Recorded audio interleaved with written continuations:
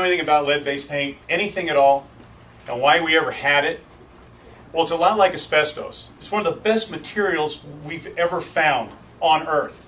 Unfortunately, now that it's a known carcinogen and lawyers can make billions by prosecuting people that have used it or put people in harm's way while working in those environments, does it now become illegal to use?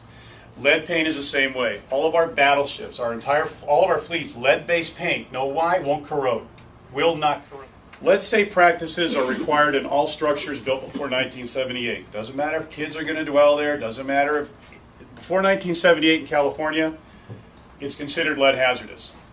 You can test until the cows come home and prove there's no lead-based paint here, but you can't test every square inch. So therefore, it's considered lead hazardous. Don't make the mistake. If you list a property with the seller is going to be responsible to report any lead-based hazard issues and to disclose the property was built before 1978, but of course you guys will know that because you'll list it and it says when the project or the property was built. It is assumed to be lead-based paint hazardous. There's never an exception, ever. As the seller's agent, you're going to be responsible to make sure that the seller gives information to any prospective buyer or buyers.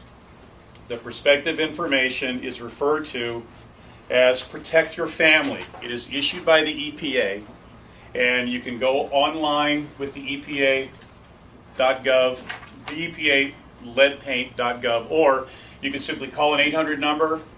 The audio instructions will tell you exactly what to do. You push the right buttons, and then you tell them where to send it. They send you the information. It all is for free.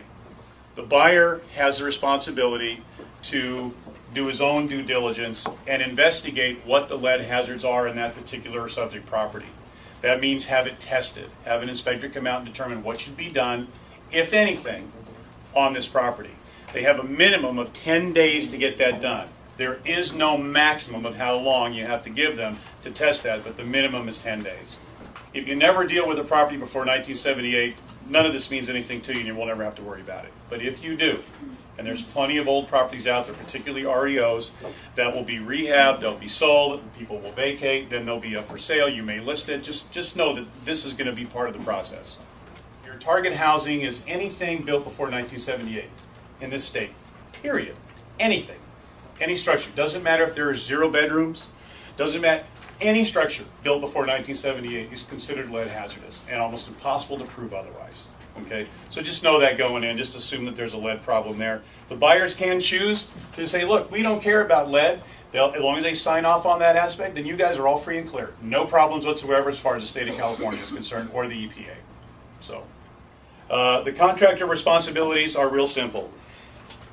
Any project that we work on in any structure built before 1978, we have to properly contain it, remove the subject material, and prepare it or prep it for renovation, period.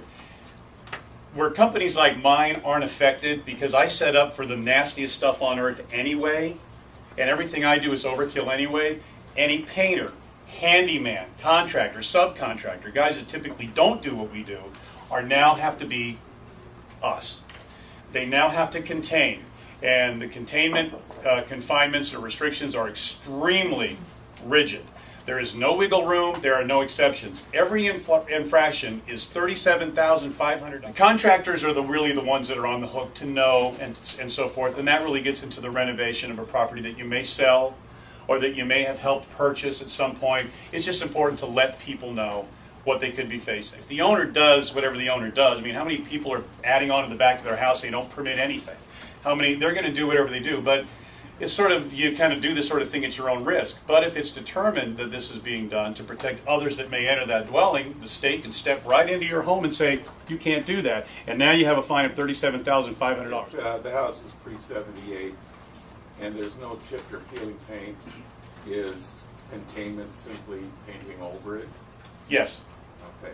Absolutely.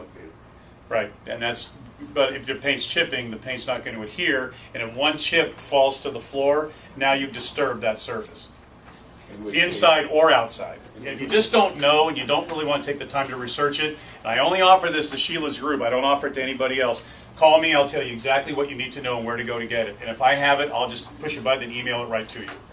Okay, we're very fond of this office. We've done a lot of work over the last several years here, we want to make sure we maintain a good relationship. I can be your go-to guy on any lead issue that you have, or asbestos, or mold, whatever you want. And I can recommend inspectors that don't cost a lot of money, that will go out, will simply assess a situation, tell you what to do about it, and give that information to you. And whether it's followed or not is entirely up to whomever the information. EMS is a firm certified company. I made sure of that. It doesn't take much. It's an 8-hour class and $175, and one guy becomes lead certified to do renovation work. So, and most of these guys are getting it simply because they don't want to risk the $37,500. No contractor does. It's the contractor that's on the hook. And so, and before I can do any work on the house you're describing, I have to submit to you and anybody involved in the property, and if it's a common wall, anybody on that's common to that property, with my own pamphlet that it's called Renovate Right. They have to see it, they have to read it, they have to sign it, they have to date it, and I take the back page, and all within 30 days of doing the work that you're describing, no matter how big or small the job is.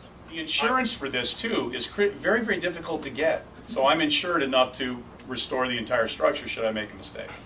This was not meant by any means to scare you. It's simply you need to know what's going on. It's not going to significantly change the way we do business with pre-78 built structures.